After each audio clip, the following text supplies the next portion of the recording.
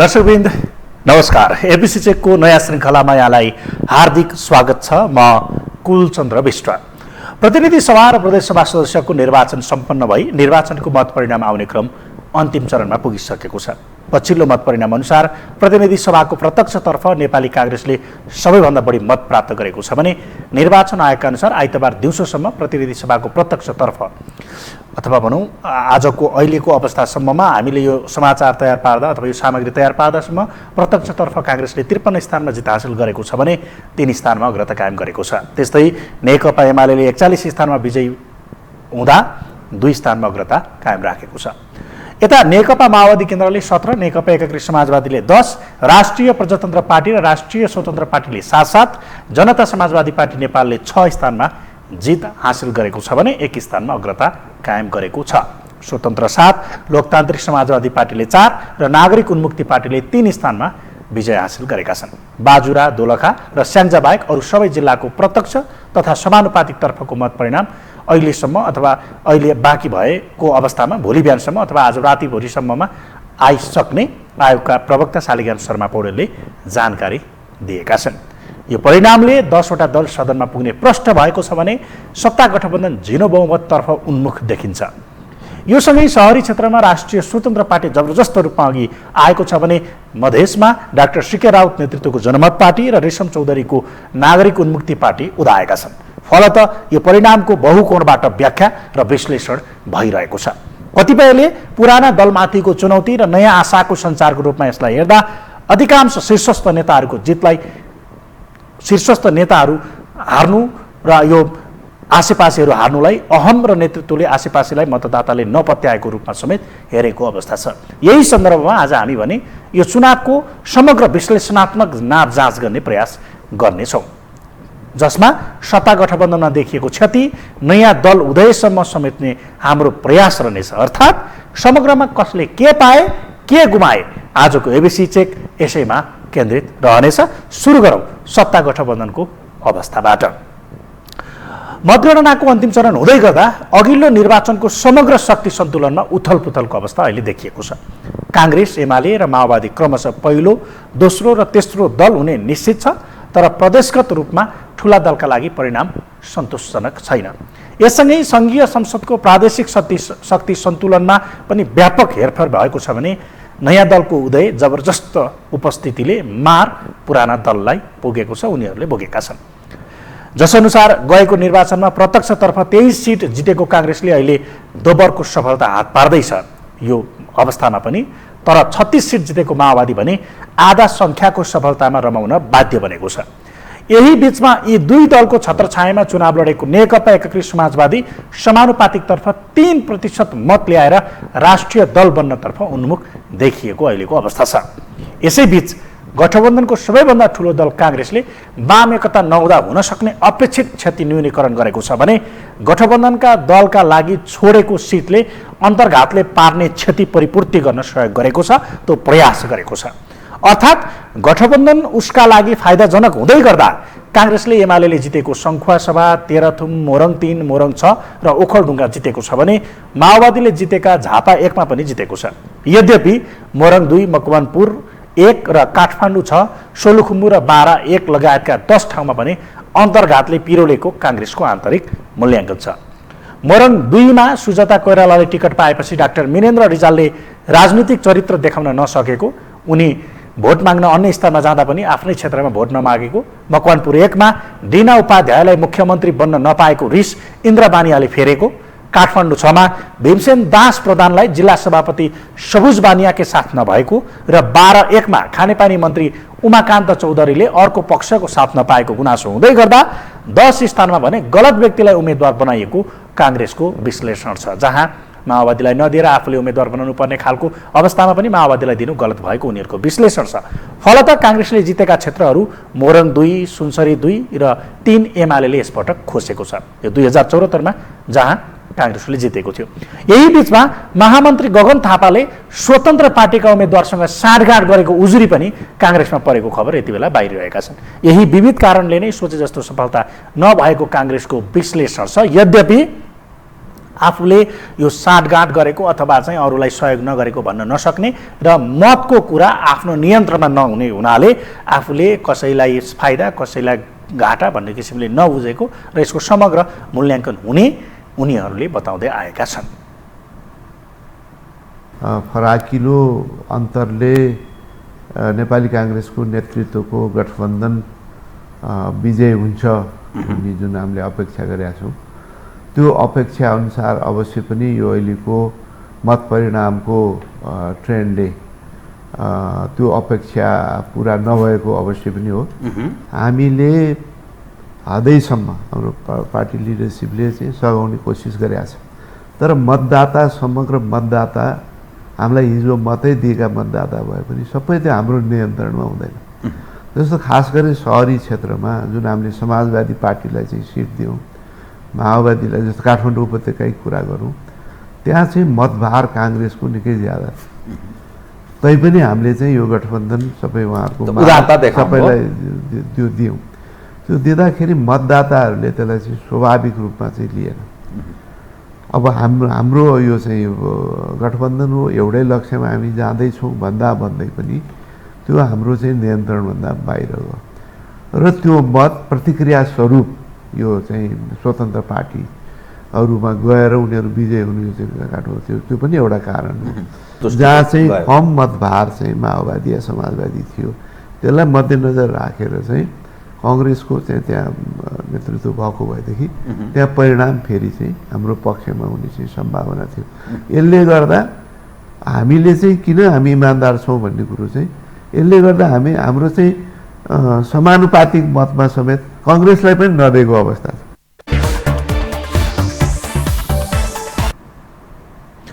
अर्थात् यो बाइटबाट के बुझ्न सकिन्छ भने कम्युनिस्ट भिडाएर काङ्ग्रेसले फाइदा लियो भन्दै गर्दा बरु आफ्नो समानुपातिक पनि असन्तुष्टिको मत अरू दलले प्राप्त गरेको अवस्था भएको, तर मतदातामाथि आफ्नो नियन्त्रण नहुने काङ्ग्रेसले भनिरहेको छ। यो साझेदारीमा जाइरहँदा कसले धेरै पायो कसले थोरै पायो भन्न नमिल्ने उसको तर्क छ। यता माओवादीले भने वाम गठबन्धनको जस्तो सफलता प्राप्त गर्न सकेको छैन।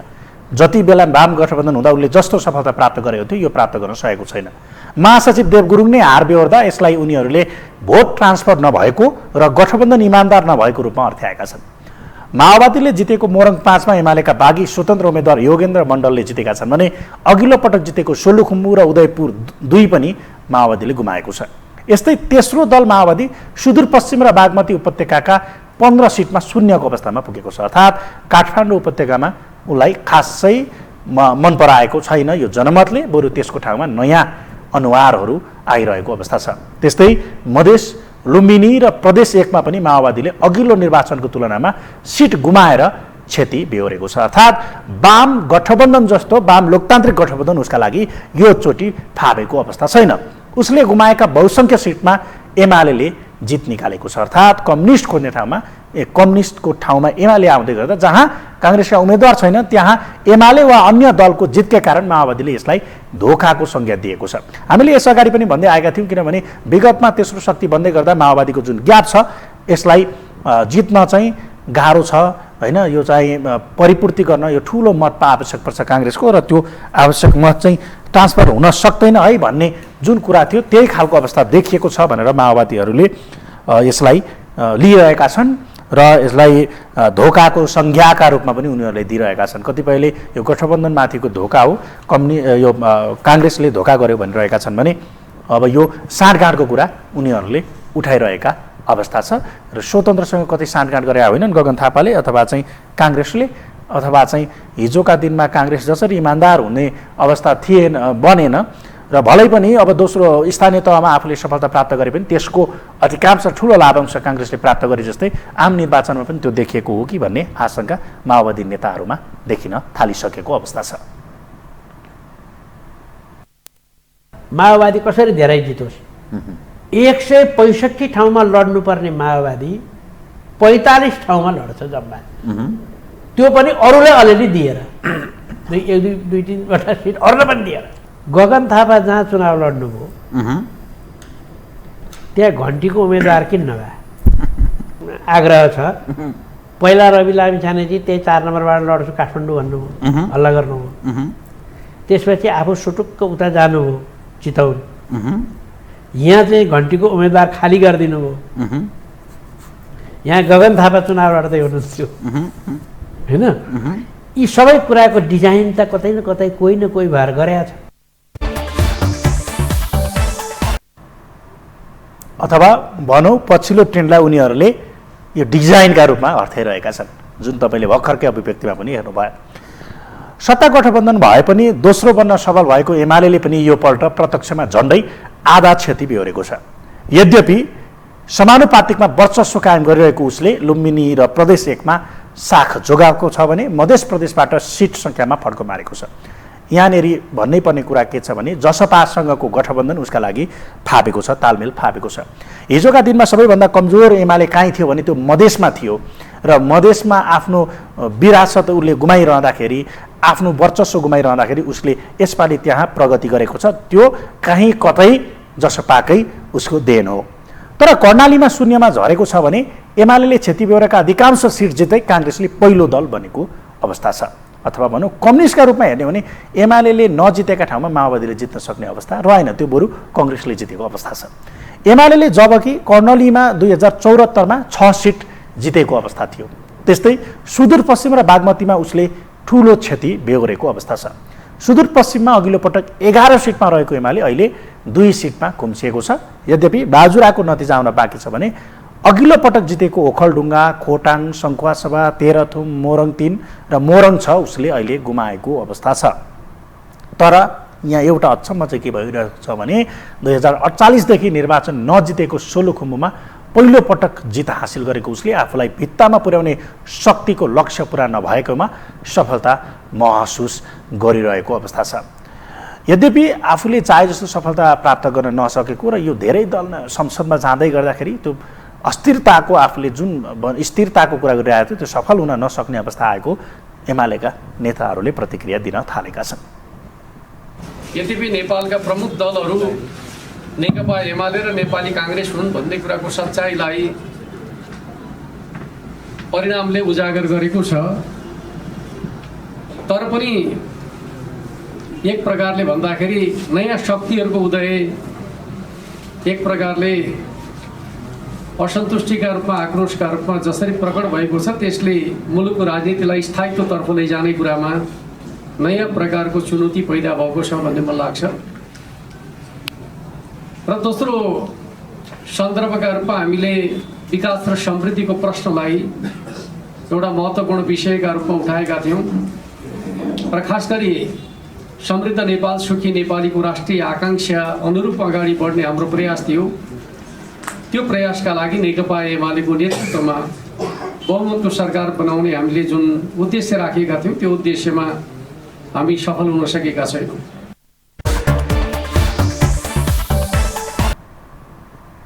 यसैबीचमा धेरै घाटा मधेसवादी दलहरूले भोगेका छन् भने सत्ता गठबन्धनमै रहेको लोकतान्त्रिक समाजवादी दल पनि आफ्नै विरासत जोगाउन नसक्ने अवस्थामा पुगेको छ। मध्य प्रदेशमा एमाले सबैभन्दा ठुलो दल बन्ने स्पष्ट हुँदै गर्दा कुनै पनि दलको स्पष्ट बहुमत आएको छैन भने फुट्के कारण मधेसवादी दल सकिएको अवस्था छ, जहाँ उनीहरूको ठाउँ लिएका छन् जनमत र नागरिक उन्मुक्ति पार्टी, अर्थात् उनीहरूको उदय यो निर्वाचनबाट भएको अवस्था छ। यो निर्वाचनले मधेसलाई बपौती नै ठान्ने अथवा मधेसको एक किसिमले हेर्ने हो भने मधेस आन्दोलनका एउटा नेतृत्वकर्ता उपेन्द्र यादव, राजेन्द्र महतो जस्ता नेताहरूलाई पराजित गरेको छ यो निर्वाचनले। यति मात्र नभएर सरकारको नेतृत्व काङ्ग्रेस वा एमालेको हातमा अहिले जाने सम्भावना बढेको छ। विगतमा एक छत्र शासन गरेका अथवा मिलेर शासन गरेका मधेसवादी दलहरूले आफ्नो क्षेत्रको नेतृत्व समेत गुमाएका छन्, जहाँ निर्णायक बनेका पुराना मधेसवादी दल केवल यो सत्ता सहयात्री मात्रै बन्नेछन्। यता सहरी क्षेत्रमा भने राष्ट्रिय स्वतन्त्र पार्टीको आफ्नो जबरजस्त उपस्थिति कायम छ। पुरानालाई टक्कर दिँदै गर्दा युवा नेतृत्वलाई संसद यात्रामा ल्याएको यो दलले सत्ता घटक दलको मत मात्र काटेको छैन, काङ्ग्रेसको असन्तुष्ट मत र एमाले भित्रै पनि नरुचाइएका उम्मेद्वार रहेको क्षेत्रको मत प्राप्त गरेको छ। जहाँ जहाँ उसले उम्मेदवार उठाएको छ केवल कि तेस्रो कि दोस्रो शक्ति बन्दै गर्दाखेरि जब पार्टीहरू बिचका अन्तर्घातका कुराहरू छन् त्यो सबै खनिएर घन्टीमा अथवा राष्ट्रिय स्वतन्त्र पार्टीमा त्यो मत पुगेको छ भने पुराना अनुहार हुँदा र त्यहाँ विकल्प छ भने त्यो विकल्पलाई नै रोज्ने यो परिपाटी अलिक बढिरहेको छ। फलत अमेरिकी साथ पाएकाहरू जितेको र पश्चिमा शक्ति हावी भएको समेत माओवादी नेताहरूले दाबी गर्न थालेका छन्। जुन जुन अनुहारहरू जितेका छन् पुराना दलबाट पनि र नयाँ दलबाट जुन खालको यो उल्लार आएको छ यो पश्चिमाहरूको डिजाइन हो भन्न समेत उनीहरूले भइसकेका छ। फलत यहाँनिर अर्को प्रश्न के उठिएको छ भने अब आवश्यक र उनीहरूले सोचे जस्तो अवस्था सिर्जना नहुँदै गर्दा अब गठबन्धन नचल्नेसम्मको अथवा गठबन्धनको भविष्यमाथि प्रश्न उठेकोसम्म उनीहरूले अभिव्यक्ति दिन थालिसकेका छन्। त्यसो भए वामपन्थी बीच एकता र सहकार्यसहित ध्रुवीकरण जानुको विकल्प नभएको उनीहरूको भनाइ छ। केही समय अगाडि अब त जब चाहिँ देव गुरुङले हारे निर्वाचित हुन सकेनन् र पृथ्वी सुब्बा गुरुङ निर्वाचित भए उनले त्यो शुभकामनामै अब वाम एकताको प्रयास गर्नुहोला र त्यो खालको वातावरण सिर्जना गर्नुहोला भन्दै गर्दा अन्य नेताहरूले पनि अब यो गठबन्धन भन्ने शब्द अथवा चाहिँ वाम लोकतान्त्रिक गठबन्धनलाई जनताले खासै रुचाएनन्। अब यो छिड कम्युनिस्ट शक्तिलाई छिड बनाउने खालको डिजाइन भयो र त्यसको फाइदा अन्तत्वगत काङ्ग्रेस अथवा चाहिँ स्वतन्त्र भनिएका अथवा नयाँ दलहरूले लिए। त्यसको विरुद्धमा अब वाम एकता अथवा चाहिँ वाम ध्रुवीकरणको आवश्यकता पुनः जागृत भएको छ भनेर तर्क गर्न थालिसकेका छन् माओवादी नेताहरूले। उत्तरदायी बनेन, त्यस कारणले यी बेठिक भए, यी खत्तम भए, यी सिद्धिनु पर्दछ भन्ने खालको अराजनीतिक राजनीति बन्न थाल्यो एउटा यो पार्ट इन टोटालिटीमा। दोस्रो हाम्रो प्रश्नमा नेपाल कम्युनिस्ट पार्टी माओवादी केन्द्रको प्रश्नमा हेर्नुहोस् त कस्तो कन्ट्राडिक्सन छ। सिङ्गो देश अन्तर्राष्ट्रिय जगत पनि माओवादी जनयुद्धले उठाएका मुद्दाबाट अझै पनि त्यही मुद्दामै वरिपरि घुम्दैछ क्या। समावेशिता, है, गणतन्त्र, संघीयता, धर्मनिरपेक्षता, यी थुप्रै कुराहरू छन्। यी मौलिक अधिकार, राज्यमा समाजीकरणको प्रक्रिया, यी थुप्रै कुराहरू छन्, त्यसैमा घुमिरहेको छ। तर के हो भने माओवादी डिस्कार्ड गर्न खोजिएको छ। विश्वमा कम्युनिस्ट आन्दोलनलाई निषेध गर्ने शक्तिहरू क्रियाशील छन्। कम्युनिस्ट आन्दोलनको पहिचान धुमिलो हुँदै गयो। सङ्गठनभित्र रिक्रुटमेन्ट अथवा प्रवेश गराउने, सङ्गठनभित्र ल्याउने प्रक्रियामा युवा जगतलाई हामी सम्बोधन गर्न सक्छौँ। आफ्नै भरभन्दा पनि आवश्यकताले त हामीलाई त्यहाँ पुर्यायो, दक्षिणपन्थी शक्तिहरूसँग अलिकति भर पर्ने स्थितिमा पनि पुग्यो।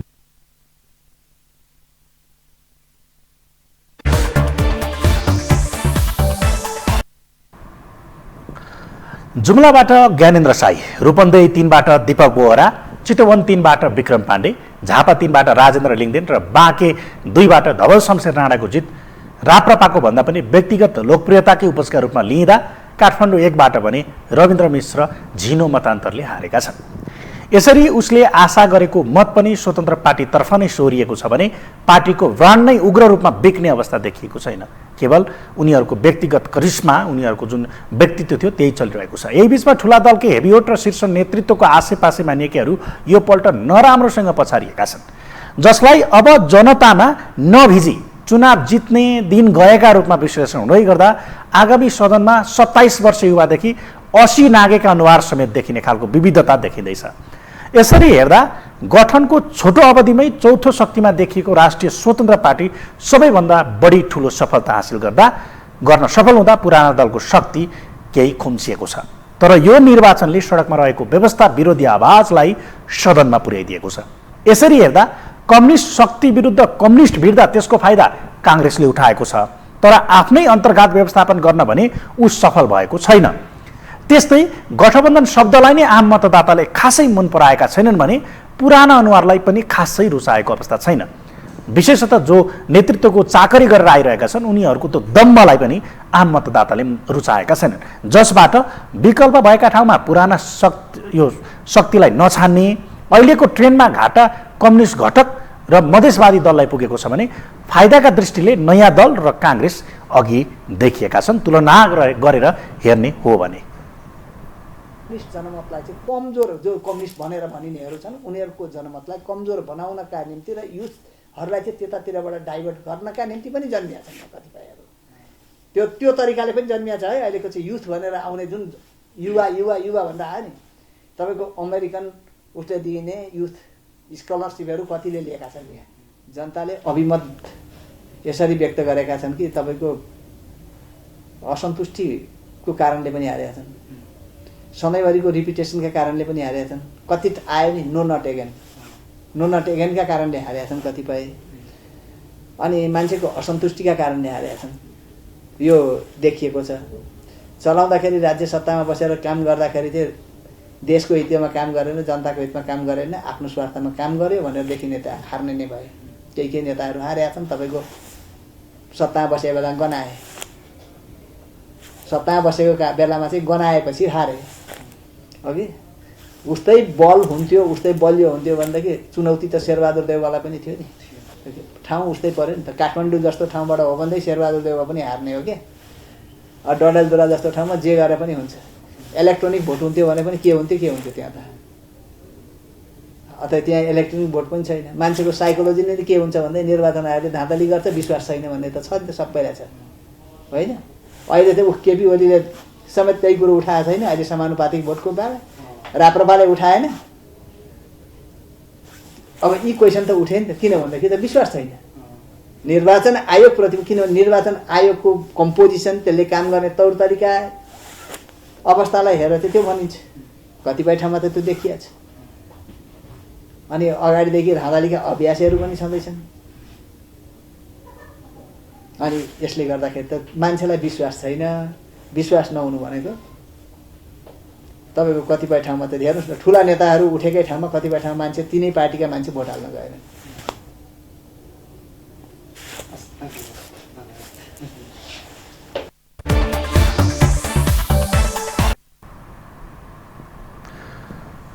यही निर्वाचनले नेतृत्व निकटलाई पनि पाखा लगाइदिएको अवस्था छ।